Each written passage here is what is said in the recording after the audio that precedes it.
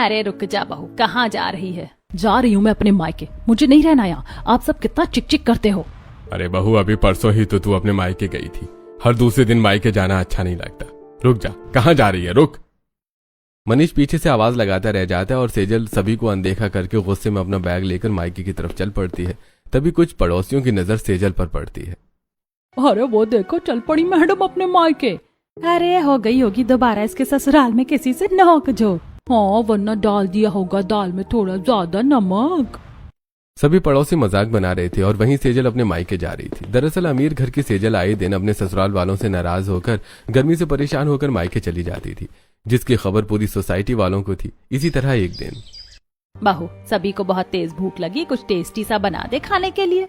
हाँ जरूर, अभी सबके लिए रेड सॉस पास्ता बनाती हूँ। क्या पास्ता?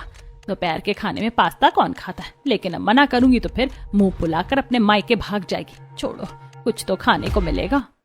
ये सोचकर मीनाक्षी सेजल को कुछ नहीं कहती है और फिर सेजल किचन में जाकर सभी के लिए पास्ता बनाने लगती है। थोड़ी सी मिर्ची डाल देती हूँ, वैसे भी तीखा पास्ता ही सबसे ज्यादा टेस्टी लगता है। आज तो सब पास्ता खाकर मेरी बहुत तारीफ करेंगे, जैसे माँ करती थी। सेजल पास्ता में लाल मिर्च और रेड चटनी डालकर तीखा मसालेदार पास्ता बनाती है और खुशी से सभी को सर्व करके खिलाती है। तीखा तीखा माँ, इतना ज्यादा तीखा। बहू तूने इतनी ज्यादा मिर्ची वाला खाना क्यों बनाया है? इतना तीखा कौन खाता है? अरे हाँ बहू, इतनी गर्मी में इतना तीखा खाना और ज्यादा तीखा लगता है। क्या जरूरत थी इतना तीखा खाना बनाने की? एक तो मैंने इतने प्यार से आप लोगों के लिए खाना बनाया और आप लोग कमियां निकाले जा रहे हैं। बहू हमारा कहने का वो मतलब नहीं था। हम तो बस इतना कहना चाहते हैं कि एक चीज पर ध्यान लगाया करो, या तो फोन देखा करो या फिर खाना बनाया करो। हाँ भाभी, एक चीज पर फोकस कीजिएगा तो काम अच्छी तरह से होगा। फिर आप सिर्फ अपने लिए थोड़ी ना पास्ता बना रही थी, जो इतनी मिर्च डाल दिया आपने। आप लोगों को तो बस कमियां दिखती हैं और रोक टोक लगाना आता है। मेरे मायके में तो मुझे कोई कुछ नहीं कहता था कि इतना फोन मत चलाओ या फिर चलाओ। आप लोगों को जब मैं पसंद ही नहीं थी तो फिर शादी करके लेकर ही क्यों आए? नहीं बहू, ऐसी बात नहीं। हम तो बस क्या बस, मुझे नहीं पता। आप लोग ना हो ही नहीं मेरे एफर्ट्स के लायक। मैं जा रही हूँ अपने मायके। इतना कहकर सेजल तुरंत कमरे में जाती है और अपना सूटकेस उठाकर मायके की तरफ निकल पड़ती है। ये क्या भाभी, इतनी जल्दी सूटकेस भी पैक कर लिया? एक तो सौरभ फोन नहीं उठा रहा, दूसरी ये मैडम हमेशा अपना सूटकेस में 4 कपड़े डालकर रखती हैं। जब मौका मिले भागो मायके। उफ। सभी सेजल को रोकने की बहुत कोशिश करते हैं, लेकिन सेजल रिक्शे में बैठकर अपने मायके चली जाती है और जब कुछ देर बाद मायके पहुंचती है तो, अरे आ गई मेरी प्यारी बेटी। अरे सेजल बिटिया, अंदर आ, आज तेरी माँ तेरी पसंद का खाना बनाएगी। तभी अंदर आकर सेजल अपनी माँ से, मम्मी आज आप मेरे लिए पनीर की सब्जी और मसालेदार रोटियां बनाइएगा। वैसे भी मेरे ससुराल वालों को तो मेरी कदर है ही नहीं, तो अब मैं यहीं रहूंगी। अच्छा ठीक है। अब कविता सेजल का फेवरेट खाना बनाकर अपने हाथों से खिलाती है। ले बेटी बस थोड़ा और खा ले, मैंने तेरे लिए प्यार से जो बनाया है। नहीं माँ बस और नहीं खा रही, मेरा पेट गुब्बारे की तरह फट जाएगा। ऐसे कैसे मेरी प्यारी सी बेटी पतली हो जाएगी? हाँ कविता, खिलाओ तुम, मैं देखता हूँ कैसे नहीं खाती है। चल खा मेरी शेर पुत्री। ओह पापा, आप ना लगता है एक ही दिन में मुझे मोटा करके छोड़ोगे। वैसे मुझे बहुत गर्मी लग रही है पापा, एसी ऑन कर दीजिए ना। रुक बेटा मैं ऑन करती हूँ। इतना कहकर कविता एसी ऑन करती है और सेजल पूरे दिन आराम करती है और फिर शाम होते होते अपने ससुराल वापस चली जाती है। इसी तरह दिन बीतते हैं और फिर एक दिन, सेजल माँ बता रही थी तुम दोबारा अपने मायके गई थी। अब तुम्हारे घर वाले मुझे चैन से नहीं रहने देंगे तो मायके ही जाऊंगी ना, नर्क में तो जाऊंगी नहीं। अरे मेरा मतलब था कि इतनी छोटी छोटी बातों पर मायके जाना अच्छा थोड़े ना लगता है। अब तो आस पड़ोस के लोग भी मजाक बनाने लगे हैं। देखो कौन क्या कहते हैं, मुझे उससे घंटा फर्क नहीं पड़ता। वैसे भी अगर इस पूरी दुनिया में कोई मेरा है तो वो मायका ही है, और वही लोग मुझसे प्यार करते हैं। अरे लेकिन सेजल मैं भी तो। खैर ये सब छोड़ो, मुझे बहुत नींद आ रही है, मैं जा रही हूँ सोने। इतना कहकर सेजल एसी तेज करके सो जाती है और फिर अगली सुबह के 10 बज गए, लेकिन ये बहू अभी तक नहीं उठी। अमीर घर की बेटी लाकर ही हमने गलती कर दी। बचपन से तो लाड़ प्यार से पलकर बड़ी हुई है, अब ससुराल की जिम्मेदारियां कहाँ संभाल पाएगी। हाँ लेकिन अब जो भी हो शादी तो हो गई है, अब झेलना तो पड़ेगा ही ना। न जाने मैडम की नींद कब खुलेगी, कल तो 11 बजे उठी थी। मीनाक्षी और मनीष बातें कर रहे थे कि तभी सीढ़ी से नाइट गाउन में सेजल उतर कर आती है। गुड मॉर्निंग मम्मी जी, गुड मॉर्निंग पापा जी। गुड मॉर्निंग बेटा, गुड मॉर्निंग। वैसे मैंने ब्लैक टी मंगवाने के लिए कहा था, आप लोगों ने मंगवा कर रख दिया है ना? हाँ किचन के साइड वाले ड्रॉर में रखा है। वैसे सेजल बिटिया सुन, तू इस घर की बहू है, तुझे घर की जिम्मेदारियां समझनी चाहिए। इतनी देर तक सोना अच्छी बात नहीं। हाँ तो क्या घर की बहू अपनी नींद पूरी नहीं कर सकती? और फिर रात को देर से सोऊंगी तो सुबह भी तो देर से ही उठूंगी ना। हाँ बेटा, लेकिन रात भर तू कोई काम थोड़ी ना करती है, फोन ही चलाती है। इतनी रात तक फोन देखना भी अच्छी बात नहीं होती, तो फोन रखकर सो जाया कर। अच्छा, तो अब आप लोग मुझे मेरे हिसाब से सोने और उठने भी नहीं दोगे? ये ससुराल है या जेल? मुझे नहीं रहना यहाँ पर। इतना कहकर सेजल फिर से अपने मायके जाने के लिए कमरे में जाकर अपना पैक सामान करती है। तभी बिस्तर पर सोई सौरभ की नींद खुलती है। अरे यहाँ दोपहर में कौन शोर कर रहा है? अरे सेजल, तुम अपना सामान पैक करके कहाँ जा रही हो? और कहाँ, अपने मायके। इतना कहकर सेजल बैग उठाती है और घर से बाहर जाने लगती है। तभी सौरभ पीछे से दौड़ता हुआ उसको आवाज लगाता है। सेजल, अरे सेजल, कहाँ जा रही हो? रुक जाओ, इतनी गर्मी है, ऊपर से अभी कल ही तो तुम अपने मायके गई थी। सेजल, अरे रुको ना। सौरभ पीछे से आवाज लगाता रह जाता है और सेजल मायके के लिए रवाना हो जाती है। वहीं सोसाइटी के कुछ बच्चे, अरे वो देखो, हमारी भाभी फिर से मायके चली गई। सेजल, भाभी का नाम तो मायके जाने वाली भाभी होना चाहिए। बेचारे भैया पीछे पीछे दौड़ते रह जाते हैं। हाँ सच का, ऐसा लगता है जैसे भैया भाभी के पीछे लट्टू हैं, भाभी नहीं। सभी बच्चे सौरभ को देखकर उसका मजाक उड़ाते हैं और अब ये सिलसिला बढ़ने लगता है, जिसके बाद मायके वाले भी चिंतित हो जाते हैं। मम्मी पापा, ये देखो मैं आ गई। अरे आ गई मेरी बेटी, ये देख मैंने तेरे लिए तरबूज काटा है, इसे बैठकर आराम से खा। अरे वाह, वाटरमेलन, ये तो मेरा फेवरेट है। इतना कहकर सेजल तरबूज खाने लगती है और तभी श्यामलाल आता है और कविता को अपने साथ एक बंद कमरे में ले जाता है। क्या हुआ, आप मुझे इस तरह अचानक यहाँ क्यों लेकर आए हैं? तुम्हें नहीं लगता कि सेजल का आए दिन मायके आ जाना सही नहीं है? लोग क्या कहेंगे, और कहीं ऐसा ना हो कि ससुराल से उसका नाता ही टूट जाए। आप ये क्या बोल रहे हैं? चुप चुप बोलिए, भगवान करे ऐसा कभी ना हो। मैं भी जानती हूँ कि ये गलत है, लेकिन आपको तो पता है ना, बचपन से ही सेजल को ना सुनने की आदत नहीं है। हाँ पता है, हमने उसे बहुत लाड प्यार से पाला है और उसकी हर एक इच्छा पूरी की है, लेकिन इसका मतलब ये नहीं है कि अब वो अपनी जिम्मेदारियों को न समझे। उसकी शादी हो गई है और उसे दूसरी चीजें समझनी चाहिए। देखिए, रिश्तों की अहमियत खुद से समझी जाती, दबाव में आकर निभाई नहीं जाती। एक दिन जरूर सेजल को भी एहसास होगा इस बात का, और फिर मैं अपनी बेटी को उसके मायके आने के लिए मना नहीं कर सकती। ऐसा कहकर कविता वहां से चली जाती है और वहीं हॉल में सेजल सोफे पर बैठकर एसी ऑन करके तरबूज खा रही थी। मेरे ससुराल वालों को क्या लगता है कि वो मुझे तंग करेंगे और मैं उनकी बातें चुपचाप सुनूंगी? ऐसा कभी नहीं होगा। आखिरकार मेरे मायके का दरवाजा मेरे लिए हमेशा खुला है, तो फिर मैं क्यों ससुराल में एडजस्ट करूं? वैसे भी वो लोग मेरे परिवार वाले नहीं हैं। सेजल अपने ससुराल को अपने परिवार नहीं मानती थी, जिसकी वजह से वो जरा सा भी एडजस्ट नहीं करना चाहती थी। अब तो मोहल्ले के बच्चे भी गिनती शुरू कर देते हैं। इस हफ्ते तो भाभी 3 बार मायके गई है। क्या सिर्फ 3 बार? अगली बार तो भाभी पूरे 4 बार मायके गई थी, 4 बार। भाभी का तो सही है, जब मन किया सूटकेस उठाया और मायका चली गई। हम लोग जितनी बार नानी के घर नहीं जाते, उससे ज्यादा तो भाभी अपने मायका चली जाती है। अरे नानी के घर छोड़, हम लोग जितना स्कूल जाते हैं ना, उतना ही भाभी अपने मायके जाती है। मैं भी बिल्कुल भाभी की तरह अपने ससुराल वालों को अपनी उंगलियों पर नचाऊंगी। एक भी बात नहीं सुनूंगी किसी की, जैसे भाभी नहीं सुनती है।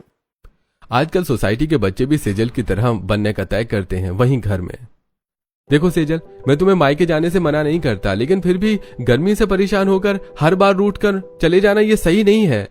हाँ तो मैं जानबूझकर थोड़ी ना अपने मायके जाती हूँ, तुम्हारे घर वाले ही इतनी चिक चिक करते हैं। अरे सेजल देखो, मेरे परिवार वाले तुमसे प्यार भी तो करते हैं, और फिर ये तुम्हारा भी तो घर है, तुम्हें यहाँ थोड़ा एडजस्ट करना चाहिए।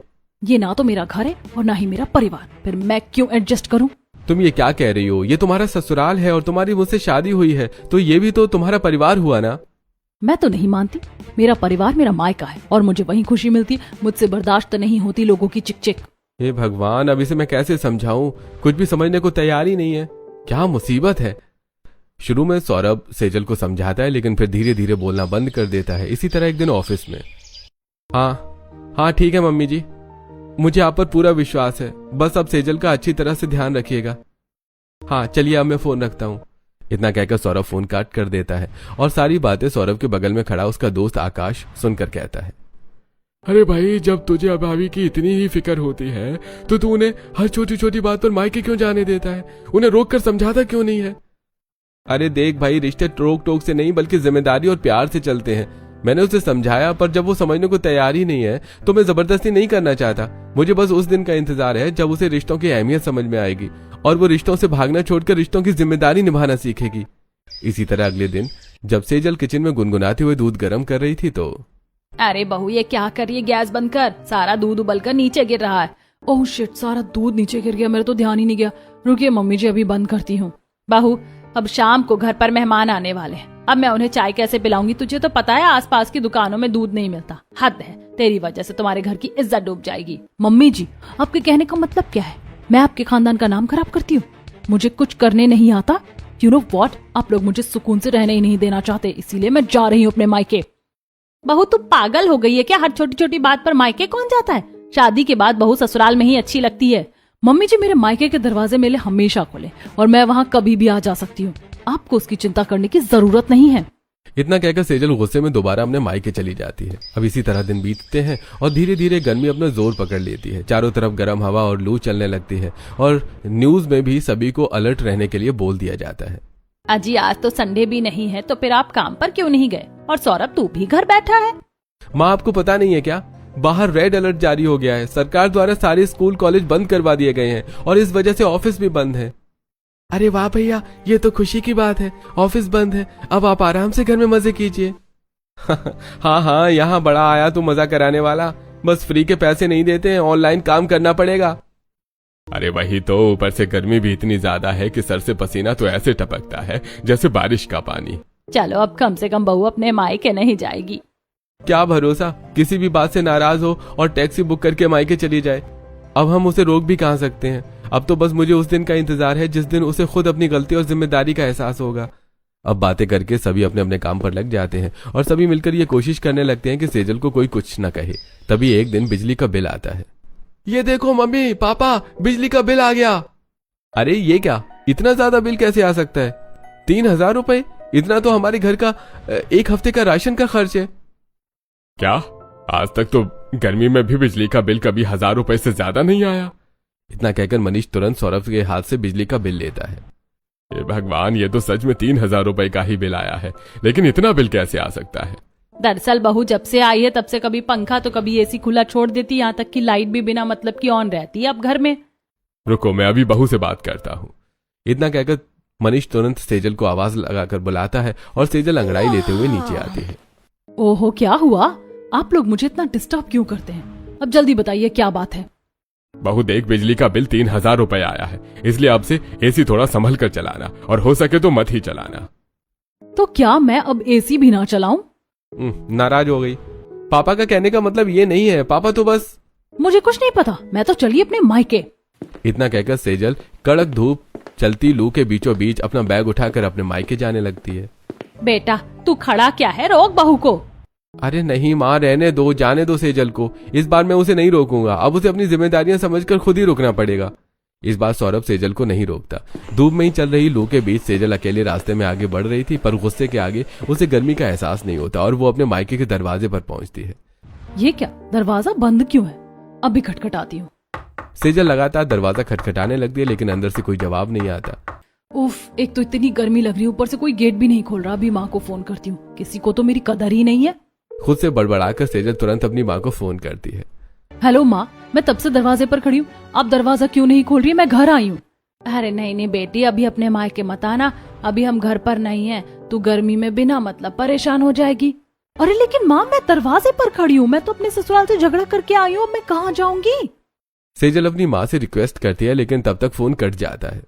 ओहो, माँ ने तो फोन ही कट कर दिया। उफ, अब मैं क्या करूँ? वापस ससुराल गई तो क्या मुंह दिखाऊंगी? सेजल परेशान होकर गेट पर खड़ी सोच रही थी, तभी वहाँ कौशल्या आती है। अरे सेजल बेटी, तू बाहर क्यों खड़ी है, घर के अंदर क्यों नहीं जा रही? काकी, माँ तो घर पर है ही नहीं, अब मैं कहाँ जाऊँ? अरे लेकिन सेजल बेटी, तेरी माँ तो घर के अंदर ही है। अभी मैं उनसे चीनी मांग कर लेकर गई थी और कटोरी में नमक वापस करने आई हूँ।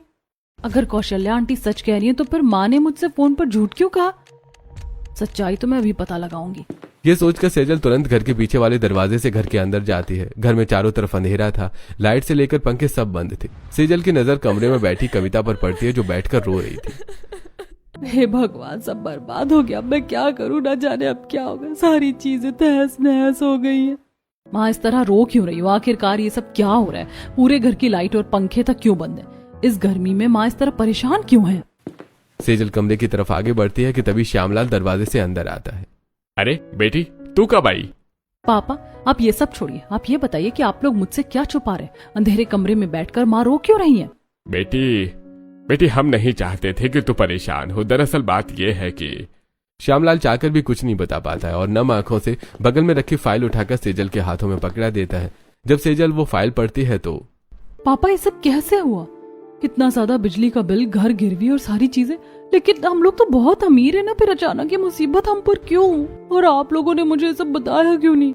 बेटे हम नहीं चाहते थे कि तू हमारी वजह से परेशान हो, और यहाँ तक कि जब तू हर दिन अपना ससुराल छोड़ मायके आती थी तब हमें खुशी नहीं बल्कि इस बात की चिंता होती थी कि कहीं सब कुछ बर्बाद ना हो जाए। हाँ, ऐसा ना हो कि रिश्ते टूट जाएं, बिखर जाएं और आसपास के लोग भी तुझ पर थू थू करें, ताना मारे कि बेटी से ससुराल नहीं संभल रहा है। पापा मम्मी आप लोग मुझे माफ कर दीजिए, मैं आपकी जरूरत में आपका साथ ना दे सकी। काश ये सारी बातें मुझे पहले पता होती।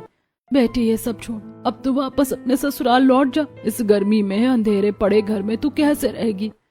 ये सब जानने के बाद तुरंत मैं अपने ससुराल नहीं जा सकती। आज रात में यहीं रुकूंगी। इतना कहकर सेजल अपने मायके में ही रुकने का फैसला लेती है। समय बीतता है और रात को सभी अपने अपने कमरे में गर्मी में ही सो जाते हैं, लेकिन सिर्फ सेजल के रूम में पंखा चलता है। पूरा घर गिरवी है, बिल भरने तक के पैसे नहीं है। सब जानते हुए भी मैं इतने चैन से कैसे रह सकती हूँ? मैं क्या करूँ अपने परिवार वालों के लिए जिन्होंने मेरी हर फरमाइश पूरी की है? मैं आज उनकी जरूरतें पूरी नहीं कर सकती, और फिर सौरभ जी से भी कैसे मदद मांगू? जब मैं उनके परिवार को अपना नहीं मानती तो वो मेरे परिवार को क्यों अपना मानेंगे? सेजल ये सोच रही थी कि तभी उसे बाहर से किसी के बात करने की आवाज सुनाई देती है। इतनी रात को कौन बातें कर रहा है? शायद मम्मी पापा ही परेशान होंगे, चलकर देखती हूँ। इतना कहकर सेजल तुरंत बाहर निकलती है और छुपकर हॉल में बैठे सभी लोगों की बातें सुनने लगती है। हम तो इतने ज्यादा लाचार हो गए हैं कि अब किसी से मदद भी नहीं मांग सकते। आखिर कौन करेगा अब इस कर्जदार की मदद? पापा जी आप परेशान क्यों हो रहे हैं? मैं आपके बेटे से कम थोड़े ना हूँ। ये लीजिए कुछ पैसे और बाकी के पैसों का भी मैं इंतजाम कर दूंगा। लेकिन बेटा तुम इस तरह हमारी मदद क्यों कर रहे हो? और फिर तुम भी इतने सारे पैसे कहाँ से लाओगे? मम्मी जी पापा जी आप लोग परेशान मत होइए। जरूरत पड़ने पर मैं अपनी बाइक भी भेज दूंगा, लेकिन अपनी जिम्मेदारियों से पीछे नहीं हटूंगा। सेजल से मैं बहुत प्यार करता हूँ और फिर आप लोग भी तो मेरा परिवार ही है ना। छुपकर बातें सुन रही सेजल सौरभ को इस तरह देखकर हैरान रह जाती है। इतनी रात को सौरभ जी मेरे घर मम्मी पापा की मदद करने के लिए आए, और यहाँ तक कि वो अपनी बाइक को भी बेचने को तैयार है। लेकिन एक दिन जब उनकी बाइक पर हल्का सा खरोच आया था तब किसकी इतनी हिम्मत हुई जिसने मेरी बाइक को हाथ लगाया? बेटा अपने गुस्से पर काबू कर। मोहल्ले के बीचों बीच खड़ा होकर इतनी तेज चिल्ला रहा है, गली के बच्चे डर जाएंगे। मुझे इन सबसे कोई फर्क नहीं पड़ता। सबसे ज्यादा जरूरी मेरे लिए बाइक है और मैं अपनी बाइक का एक खरोच तक नहीं आने दे सकता। मेरी बाइक मेरे लिए जान से भी ज्यादा प्यारी है। बेटा एक छोटी सी खरोच ही तो है, तू बाइक बनवा लेना या फिर नई खरीद लेना। इतना चीख क्यों रहा है? पापा ये बाइक दादू ने मुझे मेरे बर्थडे पर दिलाई थी और ये दादू की आखिरी निशानी है। मैं इसे कुछ नहीं होने दे सकता। ये मेरे लिए सिर्फ बाइक नहीं दादू की यादें हैं। मैंने सौरभ जी के परिवार के लिए जरा भी एडजस्ट तक नहीं किया, और सौरभ जी अपनी इतनी कीमती चीज को भी मेरे परिवार के लिए दांव पर लगाने को तैयार हैं। ये सोचकर सेजल की आंखों में आंसू आ जाते हैं, लेकिन सेजल किसी को कुछ कहे बिना अपने कमरे में जाकर सो जाती है। और फिर अगली सुबह माँ सौरभ जी कहाँ हैं? वो देख बेटी वहाँ। सेजल जैसे ही सौरभ को देखती है सेजल दौड़कर सौरभ को गले लगा लेती है। आपने मुझे कभी रोकने की कोशिश क्यों नहीं की? क्योंकि मैं चाहता था तुम खुद समझो। क्या मतलब है आपका? रिश्ते जबरदस्ती से नहीं बल्कि जिम्मेदारी और प्यार से निभाए जाते हैं। शादी जैसे रिश्ते में रोक टोक नहीं बल्कि प्यार होना चाहिए। आप मुझे माफ कर दीजिए, मैं आपकी फीलिंग्स को कभी समझ नहीं पाई, लेकिन अब मैं ये फैसला लेती हूँ कि मैं अपने आप को बदलूंगी, सुधारूंगी और एक अच्छे दामाद की तरह एक अच्छी बहू बनकर रहूंगी। ये फैसला लेकर सेजल मुस्कुराती हुए अपने ससुराल वापस लौट जाती है और जिम्मेदारियों को संभालते हुए समझते हुए जिंदगी जीना शुरू करती है। अरे सुबह से इतने अलार्म क्यों बज रहे हैं? सेजल तुम तो सुबह 11 बजे उठती हो, 7 बजे का अलार्म क्यों लगा रखा है? आज से मैंने जल्दी उठने का फैसला लिया है। इतना कहकर सेजल तुरंत अलार्म बंद करके उठती है और किचन में जाकर चाय बनाती है। मुश्किल है लेकिन सौरभ जी के लिए इतना तो कर ही सकती हूँ। सेजल चाय पत्ती और चीनी डालकर चाय उबालकर किचन से निकलती है। तभी मीनाक्षी और मनीष उसे देखते हैं। मैडम ने बना ली सिर्फ अपने लिए चाय, ससुराल की तो जरा सी भी चिंता नहीं। छोड़ो अब क्या ही कहूँ। मम्मी जी पापा जी चाय। बहू तूने हमारे लिए इतनी सुबह उठ के चाय बनाई? हाँ अब ब्लैक टी पीकर मैं अभी बोर हो गई थी तो मैंने सोचा चाय पी जाए। इतना कहकर सेजल सभी को चाय पिलाती है और फिर घर के कामों में लग जाती है। फिर दोपहर को मैं अकेले कमरे में एसी ऑन करके बैठूंगी तो बिजली का बिल बहुत ज्यादा आएगा। एक काम करती हूँ, हॉल में सभी के साथ बैठकर बातें करती हूँ, गर्मी भी कम लगेगी और बिजली भी बचेगी। ये सोचकर सेजल तुरंत हॉल में जाती है और अपने सभी परिवार वालों के साथ बैठती है। अरे बहू, आज हमारे साथ गर्मी कम है क्या, जो तुझे आज एसी की हवा नहीं खानी? हाँ भाभी, आज हम आप लोगों के साथ क्यों बैठी हैं? क्यों नहीं बैठ सकती? मेरी मर्जी, मैं कहीं भी बैठूं। क्या कह रही हो तुम बहू? सेजल, अपने गुस्से पर काबू कर। तू दोबारा लोगों को उल्टे जवाब नहीं दे सकती। नहीं मम्मी जी, कुछ नहीं, बस ऐसे। और बताइए, आपका सर दर्द कैसा है? इस तरह सेजल अपने गुस्से को काबू कर जिम्मेदारियों को संभालने की कोशिश करती है। तभी एक दिन जब सेजल सभी को खाना खिला रही थी। ये लीजिए, आज मैंने आप सभी के लिए खुद इंटरनेट से देखकर अपने हाथों से खाना बनाया। चक्कर बताइए कैसा बना है? वाह बहू। अरे लेकिन भाभी, आज ऐसा क्या हो गया जो हमें ये बेस्वाद खाना खाना पड़ेगा? आयुष, तू ये क्या कह रहा है? यही कि आसमान धरती पर आ सकता है, लेकिन भाभी के हाथों का स्वाद कभी सुधर नहीं सकता। वो जली रोटी और कच्चे आलू खाने को मिलेंगे हमें। अब आदत इतनी जल्दी कहाँ सुधरती। सेजल को बहुत तेज गुस्सा आता है और सेजल एक बार फिर अपना बैग पैक करके घर से बाहर जाने लगती है। आज के बाद मैं यहाँ आऊंगी ही नहीं। ये लोग कभी मेरी कदर नहीं कर सकते। मेरे मायके वाले ही मेरे अपने हैं। आज से मैं वहीं। तभी सेजल अचानक रुक जाती है और घर की दहलीज लांघते वक्त उसे एहसास होता है कि नहीं, मैं इस बार इस तरह रिश्तों से भागकर नहीं जा सकती। सौरभ जी ने मेरे परिवार के लिए कितना सब कुछ किया और मैं उनके लिए चंद बातें तक नहीं सुन सकती। ये सोचकर सेजल अपने पैर पीछे कर लेती है और तुरंत अपने कमरे की तरफ जाती है। ये अचानक बहू को क्या हो गया? कभी ना रुकने वाली बहू आज खुद से कैसे रुक गई? माँ, जरूर कोई बड़ी बात है। भाभी दिन पर दिन खुद को सुधारने की कोशिश कर रही हैं। कभी बिजली बचाकर तो कभी आप सबके लिए चाय बनाकर। हाँ, लेकिन चाहे कुछ भी हो, ये बहुत अच्छी बात है कि बहू अपनी जिम्मेदारियां समझ रही और अब शायद दोबारा वो मायके और ससुराल के झंझट में ना आए। सेजल का बदलता रूप देखकर सभी बहुत खुश हो रहे थे। वहीं कमरे में सेजल उदास बैठे सौरभ के पास जाती है। क्या हुआ? तुम अपने मायके जा रही थी ना? हाँ, लेकिन फिर मुझे याद आया कि मेरा प्यार तो आप हो और फिर मैं आपको छोड़कर कैसे जा सकती हूँ? अरे क्या मतलब है तुम्हारा? यही कि मैं अपने मायके नहीं जा रही। आखिरकार आपका पीछा इतनी आसानी से थोड़ी ना छोड़ूंगी। क्या सच्ची? हाँ, और नहीं तो क्या। अब सेजल और सौरभ बैठकर आपस में बातें करने लगते हैं और इस तरह धीरे धीरे सेजल अपने ससुराल की हर एक जिम्मेदारी समझती और संभालती है। इन सब में एक साल बीत जाता है और दोबारा गर्मी आ जाती है। दीदी, गिनती आपसे ही शुरू करनी पड़ेगी। गर्मी आ गई, अब भाभी फिर अपने मायके के चक्कर काटेंगी। अगली बार तो भाभी एक हफ्ते में 4 दिन मायके गई थी, इस बार देखते हैं कितने दिन जाती है। मेरे ख्याल से तो भाभी इस बार पूरे हफ्ते ही मायके में रहेंगी, क्योंकि गर्मी भी तो ज्यादा है। मोहल्ले के बच्चे से लेकर बूढ़ों तक ने सेजल के मायके के चक्कर काटने की आस लगा रखी थी। देखो देखो, अब दोबारा मीनाक्षी जी की बहू बुलेट ट्रेन बनेगी। अरे बुलेट नहीं, एक्सप्रेस बनेगी, एक्सप्रेस। चुटकी में अपने मायके और चुटकियों में अपने ससुराल। और बेचारा पति उसकी पूंछ बनकर उसके पीछे पीछे डोलेगा। सभी एक ही चीज सोच रहे थे, लेकिन इस बार चीजें थोड़ी हटकर थी। सेजल अपने मायके तो जाती है, लेकिन सौरभ के साथ। सेजल, इस गर्मी फिर तू अपने ससुराल से गुस्सा होकर आ गई? नहीं माँ, इस बार मैं आई तो जरूर हूँ, लेकिन गुस्सा होकर नहीं, बल्कि सौरभ जी के साथ आपकी दवाइयाँ और जरूरत का सामान लेकर। हाँ मम्मी जी, और पता है आपको, ये मुझे जबरदस्ती अपने साथ लेकर आई है, वरना हर साल तो मैं पीछे से चिल्लाता रह जाता था, मुड़कर देखती तक नहीं थी। अच्छा तो लगता है मेरी बेटी अब सुधर रही है। माँ, सुधर नहीं रही हूँ, बल्कि अपनी जिम्मेदारियां समझ रही हूँ। अच्छा, अब ये सैंडल पहनकर बताइए कैसी लगी आपको? और पिताजी कहाँ हैं? मैं उनके लिए शर्ट लाई हूँ। इस गर्मी में सेजल के मायके जाते ही घर में रौनक आ जाती है। सेजल अपनी मम्मी पापा को गिफ्ट देकर समय बिताकर शाम तक अपने ससुराल लौटती है और फिर अगले दिन। बहू, अभी कल ही तूने इतना सारा पार्सल मंगवाया था, फिर ये नए पार्सल क्यों? मम्मी जी, ये मेरे नहीं बल्कि आपका पार्सल है। मैंने आपके लिए गर्मी में पहनने के लिए एक प्यारा सा सूट ऑर्डर किया था। क्या मेरे लिए? लेकिन क्यों बेटा, आज तो कुछ है भी नहीं। हाँ, तो आप भी तो मेरी माँ है ना, और माँ को तोहफे देने के लिए किसी चीज का होना जरूरी थोड़े ना है। सेजल की बातें सुनकर सभी मुस्कुराते हैं। तभी मनीष वहां आता है। अरे क्या बात है, आज सास बहू में बड़ा प्यार नजर आ रहा है, बड़ा गिफ्ट दिया जा रहा है। मैं किसी को दिखाई नहीं देता क्या? अरे पापा जी, मैं आपके लिए स्पेशल गिफ्ट लेकर आई हूँ। अरे स्पेशल गिफ्ट? क्या है ये गिफ्ट? बहू जल्दी दे। पापा जी, आपको चाय में चीनी डालते वक्त पता नहीं चलता ना चीनी कितनी चम्मच है, इसीलिए मैं आपके लिए ये एक्स्ट्रा पावर वाला डबल बैटरी चश्मा लेकर आई हूँ। अब आपका शुगर कंट्रोल में रहेगा। बहू, अब शुगर के साथ तेरे पापा जी भी कंट्रोल में रहेंगे। वाह, क्या गिफ्ट दिया है। सेजल की बातें सुनकर सभी हंस पड़ते हैं और मनीष भी मजाक को समझकर मुस्कुरा उठता है। इस तरह सेजल सभी को खुश रखने लगती है। फिर एक दिन सेजल के मायके वाले सेजल के ससुराल आते हैं। मम्मी पापा आप यहाँ? बेटी ये मिठाई खा, आज हमारा बिजनेस फिर से नंबर 1 पर आ गया है और इन सब की वजह कोई और नहीं बल्कि सौरभ है। लेकिन वो कैसे? हमारा सब कुछ बर्बाद हो जाने के बाद सौरभ ने ही हमारा साथ दिया और साथ ही उसके दोस्तों ने मिलकर मेरे बिजनेस को ऑनलाइन करके हमें कामयाबी की राह दिखाई। हाँ, आज हम दोबारा इस मुकाम पर खड़े हैं तो सिर्फ सौरभ और उसके दोस्तों की मदद की वजह से। सच कहा है किसी ने, दामाद किसी बेटे से कम नहीं होता। थैंक यू सौरभ बेटा, थैंक यू। अरे एक तरफ बेटा भी कहती है और दूसरी तरफ थैंक यू भी कह रही है मम्मी जी।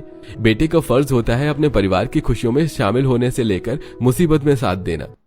सच में आज मुझे जरा सा भी अफसोस नहीं है कि मेरा कोई बेटा नहीं है। इतना कहकर श्यामला और कविता पहली बार सौरभ को गले लगाते हैं और एक बार फिर पूरा परिवार खुशी के आंसू रो पड़ता है। और फिर अगले दिन चांदनी रात में छत पर। पता है सौरभ जी, पहले मुझे लगता था कि मेरा मायका ही मेरे लिए सब कुछ है। अरे अच्छा, तो अब क्या लगता है? ससुराल तुम्हारे लिए सब कुछ है? नहीं, बल्कि आप ही मेरे लिए सब कुछ है और जहाँ आप हैं वहीं मेरी खुशियाँ भी। इतना कहकर सेजल सौरभ को गले लगाती है और फिर इस तरह सेजल अपने परिवार के लिए खुद को बदलती है, साथ ही रिश्तों को खुशियों और प्यार की डोर से बांधती है। अरे भाई ये लीजिए इस महीने का बिजली का बिल। अरे काका, अब तो पूरे पसीने से लथपथ हो गए हैं। अरे हाँ तो बेटा, बाहर गर्मी ही इतनी है। गर्मी में हवाएं भी इतनी गर्म है कि सहा नहीं जा रहा है। लेकिन अब हम जैसे गरीबों को काम से कहाँ छुट्टी मिलती है। अरे रुकिए काका, मैं अभी आपके लिए पानी लेकर आता हूँ।